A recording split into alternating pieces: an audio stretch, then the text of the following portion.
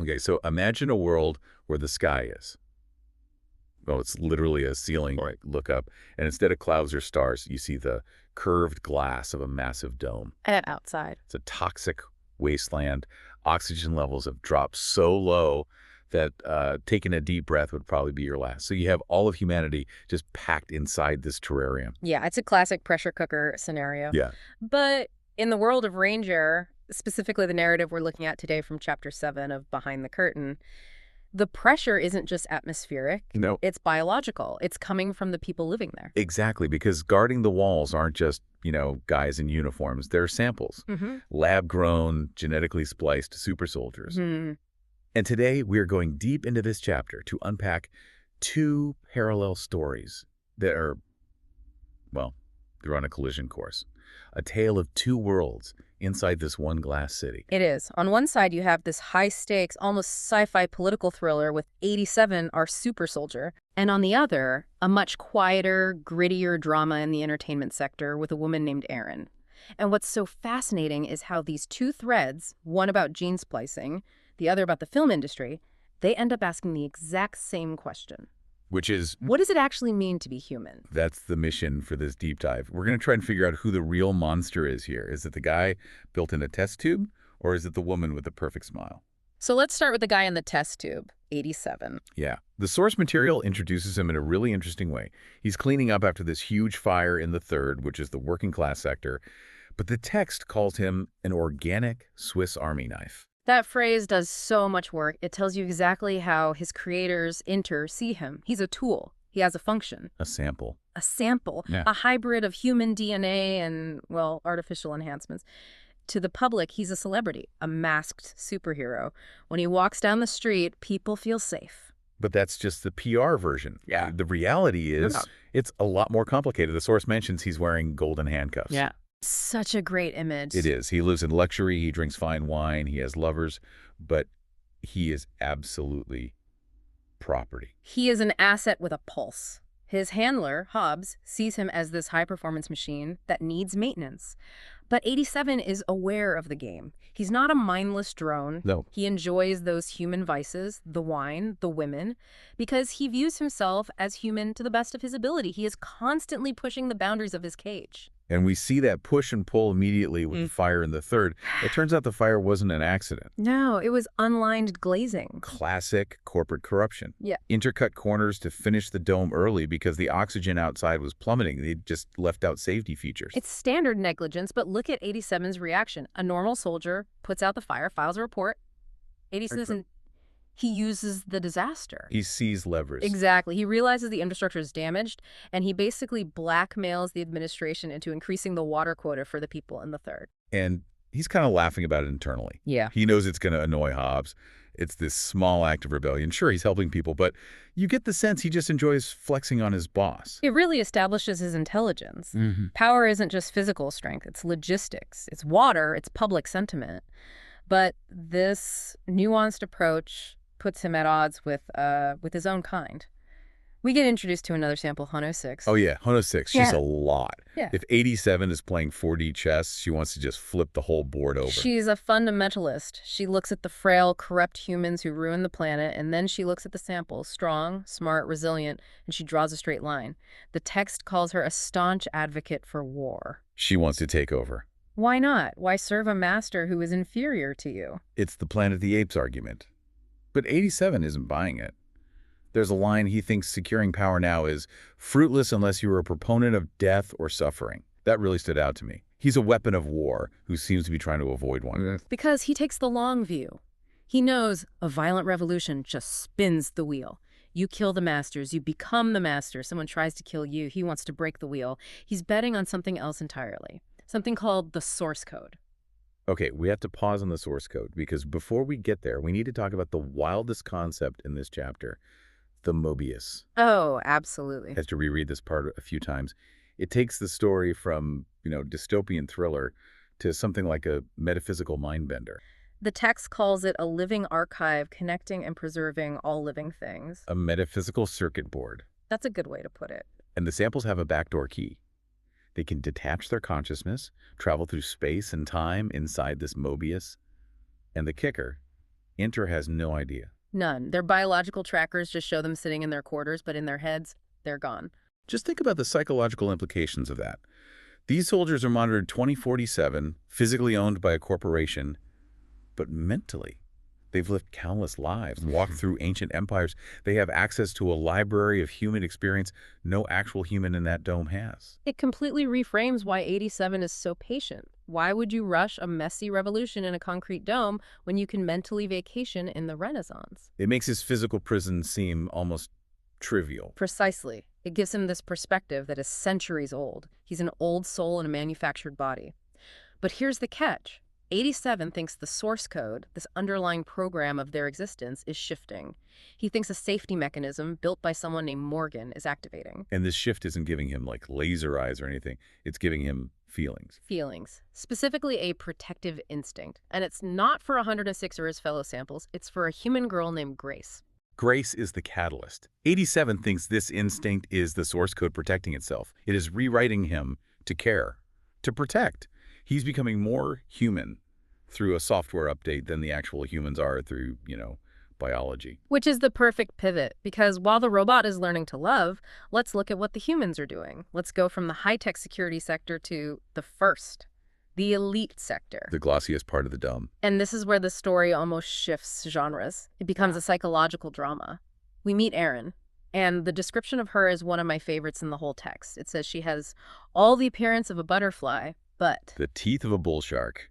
Yikes, that paints a picture. It does. You know exactly who she is. Beautiful, fragile on the surface, but underneath she is ready to bite. She's meeting a director named Etienne, trying to claw her way back into acting. She walks in with what the text calls a sequin smile. She thinks she's there to negotiate.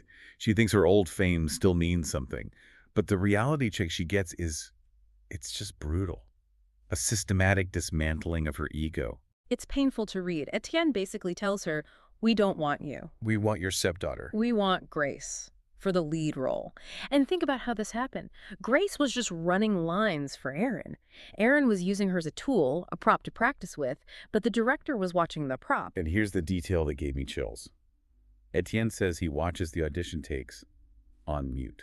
I watch on mute. It's the persona I get a feel for.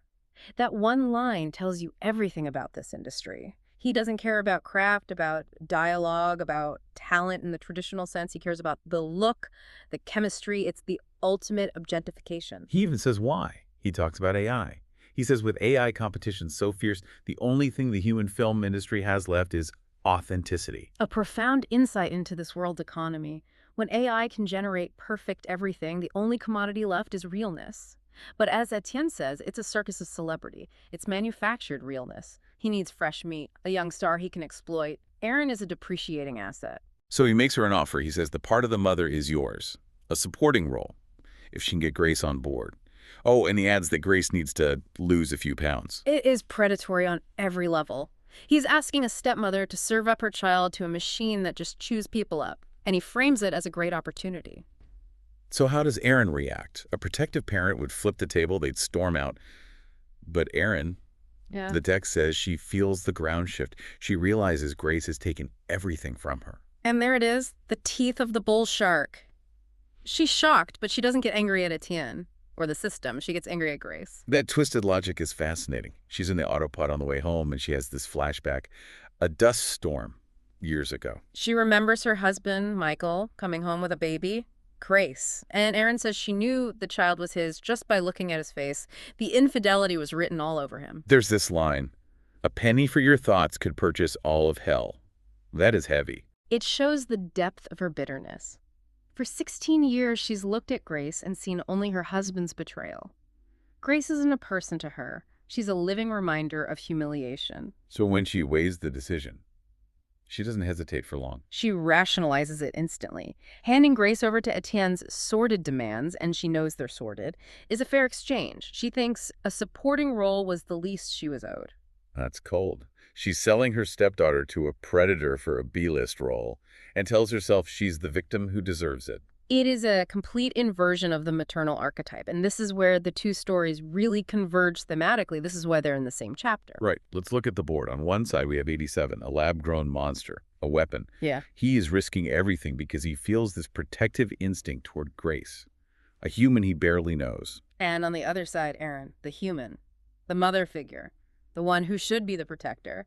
And she's actively plotting to sacrifice Grace for her own vanity. It just flips the script on what humanity means in this story.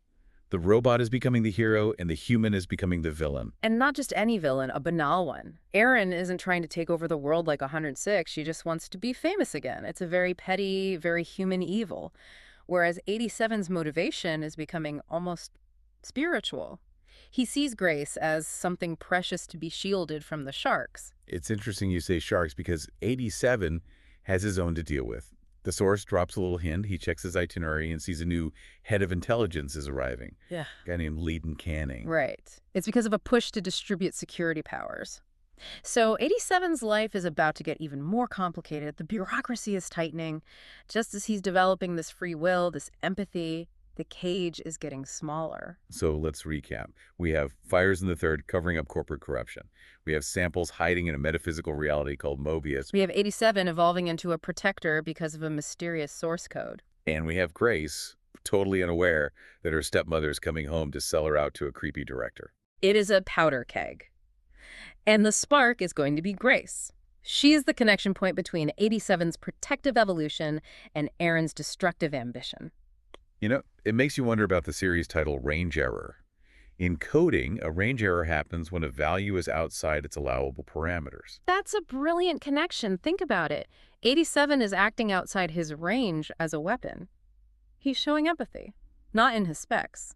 Aaron is acting outside her range as a mother. She's showing predation. The whole system is glitching because the characters refuse to stay in their boxes. And the source code seems to be the virus causing that glitch. Or maybe it's the cure. That is the ultimate question, isn't it? 87 believes it's the answer to a lasting system. He doesn't want to just flip the hierarchy. He wants to rewrite the code of existence itself. Which brings us back to you, the listener. We're hearing a story about hybrids and domed cities, but the core conflict is surprisingly close to home. It's about authenticity. Etienne wants authenticity for his movie. Erin wants the authentic fame she lost. But who is actually being authentic here? That's the irony. In a world of artifice, the only authentic emotion is coming from the artificial man. 87's desire to protect Grace isn't transactional. He gets nothing out of it. In fact, it endangers him. That's altruism. That's the definition of humanity. And Erin? Erin's actions are purely transactional. She's trading a life for a role. She treats her daughter like currency. In her pursuit of something artificial fame, she has lost her humanity. She's become the machine. It's a haunting thought. We worry so much about AI becoming too human, about robots taking over. But this story suggests the real danger might be humans becoming as cold and calculated as machines we build. It's a mirror. The story holds up a mirror and asks, if the source code is rewriting 87 to be better, to be kinder, to be more protective, what's rewriting us? What algorithms, what desires, what social pressures are recoding our own values right now? Are we becoming more like Aaron or more like 87? That is a question I'm going to be thinking about for a long time. This has been a deep dive into the darker corners of range error and, frankly, into the darker corners of human nature. Indeed. It is a reminder that in any story, the true monster is rarely the one with the scary mask. It is usually the one with the sequin smile. Mic drop moment right there. That wraps up our exploration of Chapter 7. We'll be keeping an eye on 87, Aaron, and the glitch in the system as this story unfolds. Until next time, keep your firewalls up and your source code clean. Goodbye, everyone. Keep thinking.